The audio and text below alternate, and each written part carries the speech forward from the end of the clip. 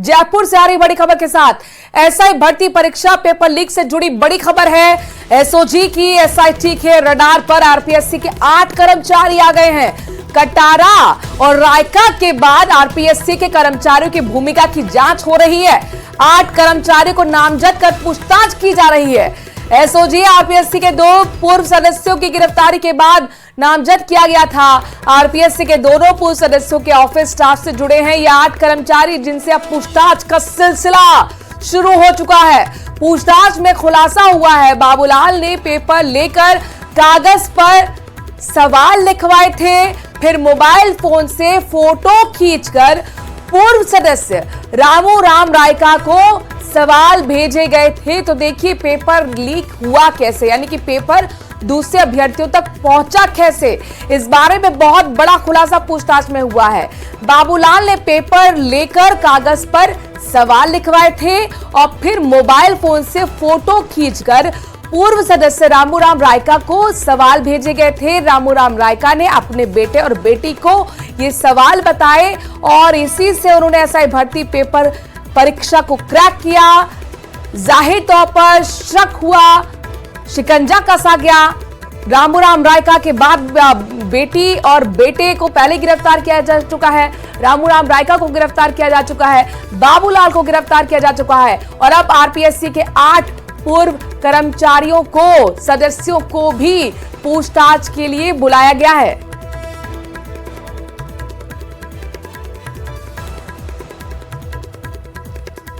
Rajasthan police sub inspector भर्ती परीक्षा paper leak प्रकरण 2021 से जुड़ा हुआ मामला अब आरपीएससी तक पहुंचा है। एक बार फिर से एसओजी की जांच का दायरा आरपीएससी तक पहुंचा, जिसमें एसओजी ने आरपीएससी के 8 कर्मचारियों को पूछताछ के लिए बुलाया है। माना जा रहा है कि बाबूलाल कटारा और रामू राम रायका की गिरफ्तारी के बाद ही ये नाम सामने है, जिसमें एसओजी को लगता है कि इन 8 कर्मचारियों की भूमिका भी कहीं ना कहीं पेपर लीक प्रकरण में लिप्त जुड़ी हुई है। और इस बीच टोंक से बड़ी खबर आ रही है, जहां पर राहुल पर एफआईआर के खिलाफ कांग्रेस का प्रदर्शन लगातार जारी है। सचिन पायलट के नेतृत्व में कांग्रेस आज प्रदर्शन करने वाली है। टोंक में राहुल गांधी पर एफआईआर दर्ज कराई गई थी। बीजेपी नेताओं ने राहुल के खिलाफ एफआईआर दर्ज कराई। पीएम मोदी के खिलाफ विदेश में बयान को लेकर एफआईआर दर्ज कराई। बता दें कि टोंक में राहुल गांधी के खिलाफ कोतवाली थाने में एफआईआर दर्ज कराई गई है। बीजेपी के जिला अध्यक्ष अजीत सिंह मेहता और पूर्व विधायक सुरेन पारिक के साथ बीजेपी अधिकारियों ने, जो पदाधिकारी हैं, उन्होंने थाने में जाकर परिवाद दिया था। बीजेपी महामंत्री दीपक संगत ने कोतवाली इंचार्ज भवन लाल वैष्णव को परिवाद सौंपकर कानूनी कार्रवाई की मांग की थी। बीजेपी का आरोप है कि विदेश की धरती पर राहुल गांधी ने देश और पीएम मोदी के खिलाफ बयानबाजी की है। साथ ही आरक्षण के खिलाफ भी बयानबाजी करने का आरोप भी लगाया गया। दीपक हमारे संवाददाता जुड़ेंगे, उससे पहले दौलत हमारे संवाददाता जुड़ गए हैं इस खबर पर। दौलत, जाहिर तौर पर कल भी प्रदर्शन देखा, लेकिन अब यह मामला थाने पहुंच चुका है। सचिन पायलट के नेतृत्व में कांग्रेस का हल्ला बोल होगा, कितने बजे, क्या कुछ तैयारी? बिल्कुल, कल बीजेपी ने राहुल गांधी के खिलाफ प्रदर्शन किया और एफआईआर दर्ज करवाई। प्रधानमंत्री मोदी समेत जो बयानबाजी राहुल गांधी करते हैं, आज कांग्रेस प्रदर्शन करेगी। राहुल गांधी के खिलाफ जो बीजेपी की जिस तरह से बयानबाजी है, उसको लेकर सचिन पायलट समेत तमाम जो नेता है कांग्रेस के, यहाँ रामविलास चौधरी पीसीसी उपाध्यक्ष, सऊद सईदी पीसीसी सदस्य समेत जिलाध्यक्ष हरिप्रसाद बेरवा समेत जो सुनील बंसल, हंसराज गाता, हंसराज फागड़ा, जितने भी तमाम कांग्रेस के नेता है, वो 1 बजे के करीब घंटाघर पर विरोध प्रदर्शन करेंगे। बीजेपी नेताओं की बयानबाजी के खिलाफ प्रदर्शन किया जाएगा और राहुल गांधी को जिस तरह से बीजेपी के नेता बयानबाजी करते हैं और घेरते हैं, उसको लेकर आज कांग्रेस विरोध प्रदर्शन करेगी। जी, किस रूप में प्रदर्शन है दौलत? क्या रैली निकाली जाएगी या जनसभा होगी? राहुल गांधी के खिलाफ प्रदर्शन का हालांकि कल ही एफआईआर दर्ज हुई है। सचिन पायलट आज टोंक विधानसभा के दौरे पर भी है। 10 बजे के करीब 10:30 बजे हाईवे पर कांग्रेस के नेता पहले उनका स्वागत करेंगे, फिर 2 गांवों में सचिन पायलट विकास कार्यों का दौरा लोकार्पण करेंगे। उसके बाद घंटाघर जो चौराया है वहीं प्रदर्शन किया जाएगा। घंटाघर चौराहे पर के दौरान करीब 1 नजर बजे बनाए के रखिएगा, आसपास आगे आपसे अपडेट लेते रहेंगे। घंटाघर चौराहे से प्रदर्शन की शुरुआत होगी और बड़ी बात यह कि सचिन पायलट के नेतृत्व में टोंक में प्रदर्शन होने जा रहा है। आपको बता दें कि कल ही राहुल गांधी के खिलाफ प्रधानमंत्री नरेंद्र मोदी को लेकर बयानबाजी जो विदेश धरती पर हुई थी, उसी को लेकर एफआईआर दर्ज कराई गई और इसी का विरोध कांग्रेस कर रही है। और जोधपुर से इस वक्त की बड़ी खबर, एसडीएम प्रियंका बिश्नोई की मौत से जुड़ा बड़ा अपडेट अपने दर्शकों को दे दे कि आज जांच कमेटी रिपोर्ट उसकी सामने आ सकती है। ससुर की शिकायत पर कमेटी को गठित किया गया था। जिला कलेक्टर के आदेश पर कमेटी ने मौत की जांच की। वसुंधरा अस्पताल पर दरअसल इलाज में लापरवाही का आरोप परिजन लगा रहे हैं। ज्यादा एनेस्थीसिया देने और ज्यादा खून बहने के आरोप लगाए गए हैं। देखिए, एनेस्थीसिया जब दिया जाता है तो काफी सावधानी रहती है और यहीं पर लापरवाही का आरोप वसुंधरा अस्पताल पर लगा है।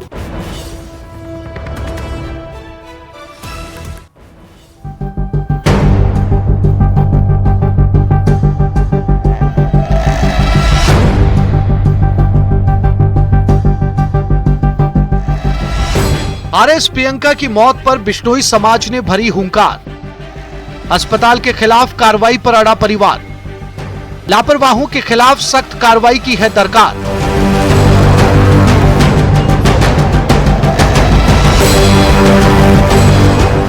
तस्वीर उस आरएस अफसर प्रियंका बिश्नोई की है जिनकी मौत ने सूबे के प्रशासनिक तबके को स्तब्ध और उनसे प्रेरित होने वाले नौजवानों को सन्न कर दिया है। वैसे तो जिंदगी और मौत पर किसी का वश नहीं, लेकिन ये वो मौत है जिस पर तमाम तरह के सवाल उठाए जा रहे हैं। तो पुलिस और प्रशासन है वो एफआईआर नहीं लिख रहा है और न ही न्याय मिल रहा है। तो प्रियंका बिश्नोई को न्याय दिलाने के लिए ये जो यहाँ लोग आए हैं, ये लोग ये मांग कर रहे हैं कि ईमानदार अफसर जिन्होंने लोगों के साथ न्याय किया, आज वो खुद न्याय की भीख मांग रहे हैं, उनके परिवारजन न्याय की भीख मांग रहे हैं। तमाम मुश्किलों को चीरकर अपनी राह बनाने वाली प्रियंका बिश्नोई का इस तरह चले जाना अगर किसी को नहीं पच रहा है तो इसकी ठोस वजह है। प्रियंका एक साधारण परिवार से थी और 2016 में आरएस परीक्षा पास कर अधिकारी बनी थी। ग्रामीण परिवेश से आने वाली प्रियंका ने अपने काम से बहुत जल्दी ही लोगों का दिल जीत लिया था। अपनी कर्तव्य निष्ठा के लिए प्रियंका को इस वर्ष 15 अगस्त को सम्मानित भी किया गया था, लेकिन ऐसा क्या हो गया जो प्रदेश को अपने इस होनहार की सेवा से वंचित होना पड़ा। मामूली तकलीफ पर प्रियंका जोधपुर के वसुंधरा हॉस्पिटल गई। 5 सितंबर को डॉक्टर्स ने बिना किसी जांच के ही एक दिन में ऑपरेशन कर दिया। प्रियंका की तबीयत बिगड़ने पर परिजन अस्पताल पहुंचे। डॉक्टरों से डिस्चार्ज कर दूसरे हॉस्पिटल ले जाने को कहा, लेकिन डॉक्टरों ने 48 घंटे तक छुट्टी नहीं दी। 7 सितंबर को परिजन प्रियंका को अहमदाबाद ले गए, जहां 10 दिन के इलाज के बाद बुधवार रात यानी 18 सितंबर को उनकी मौत हो गई।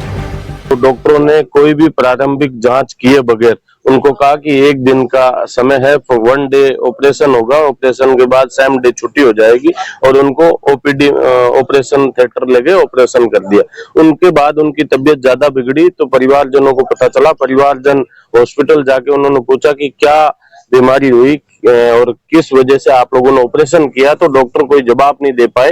और जब उन्होंने कहा कि आपसे ठीक नहीं हो रहा है तो छुट्टी दो, हम दूसरी जगह ले जाएंगे, लेकिन 48 घंटे तक छुट्टी नहीं दी। बिश्नोई समाज के राष्ट्रीय अध्यक्ष देवेंद्र बूढ़िया ने प्रियंका की मौत की जांच सीबीआई से कराने की मांग की है। देवेंद्र ने कहा, प्रियंका बिश्नोई की मौत के मामले की निष्पक्ष जांच के लिए हम सीबीआई जांच की मांग करते हैं। साजिश हुई है, इसमें कोई दो राय नहीं है, जिसका आज भंडाफोड़ हो गया है। बिश्नोई समाज इसको, इस बच्ची को, इस एसडीएम को, इस होनहार लाडली बिश्नोई समाज की बेटी को न्याय की मांग कर रहा है और सीबीआई जांच की मांग कर रहा है। वैसे जोधपुर के वसुंधरा अस्पताल पर लापरवाही के आरोप के बाद ही जिला कलेक्टर ने मामले की जांच के लिए कमेटी का गठन कर दिया है। एसएन मेडिकल कॉलेज जो प्रिंसिपल हैं उनको निर्देशित किया है कि आप जो विशेषज्ञ डॉक्टर्स होते हैं उनकी एक मेडिकल टीम बनाएं और उसके थ्रू जो है इसकी प्रकरण में जांच कराएं कि कोई मेडिकल नेग्लिजेंसी का केस बनता है या नहीं। उनको हमने 3 दिवस का टाइम दिया है कमेटी को रिपोर्ट सबमिट करने के लिए। तो 3 दिवस जो है कल कंप्लीट होंगे तो तब हमारे को ये रिपोर्ट मिलेगी। उसके अनुरूप रिपोर्ट के अंदर जो आता है तदनुसार आगे की कार्रवाई की जाएगी। गुरुवार को जांच कमेटी अपनी रिपोर्ट सौंपेगी। बिश्नोई समाज का कहना है कि जब जांच चल ही रही है तो फिर एफआईआर दर्ज कर जांच करने में हर्ज क्या है। हम उम्मीद करते हैं कि हो सकता है आज कलेक्टर साहब वो जांच सामने ले आए, और जांच अगर कलेक्टर साहब अपने स्तर से जांच करा रहे हैं तो परिजन एफआईआर दर्ज करा के जांच कराना चाहते हैं, उसमें दिक्कत क्या है। बिश्नोई समाज धरने पर बैठा है, दूसरी ओर प्रशासनिक अधिकारी लगातार समझाइश में जुटे हैं। जांच कमेटी की रिपोर्ट में लापरवाही उजागर होने पर ही पुलिस आगे की कार्रवाई कर सकती है। ऐसे में सभी को जांच कमेटी की रिपोर्ट का इंतजार है। न्यूज़ 18 राजस्थान के लिए जोधपुर से चंद्रशेखर व्यास की रिपोर्ट।